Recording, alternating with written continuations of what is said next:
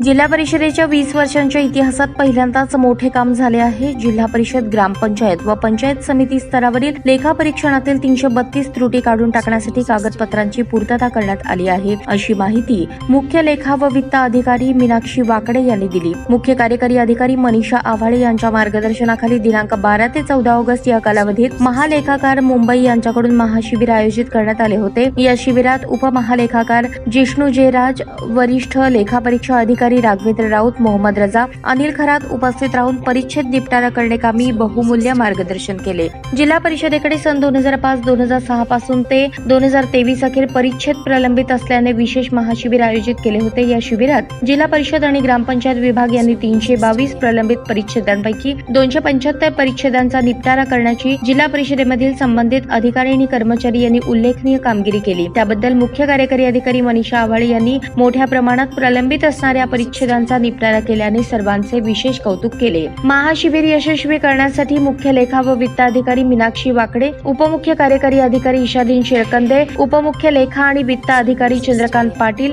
सहाय्यक लेखाधिकारी हरीश मेत्रस, कनिष्ठ लेखाधिकारी अंकुश खेलबोडे, कनिष्ठ प्रशासन अधिकारी सिद्धाराम बेरुटे यांनी विशेष परिश्रम घेतले। बांधकाम, स्वच्छ भारत मिशन, ग्रामपंचायतकडील वित्त विभागाची कामे याविषयी अनेक त्रुटी होत्या। 20 वर्षात पहिल्यांदाच अशा त्रुटींचा निपटारा झाला आहे।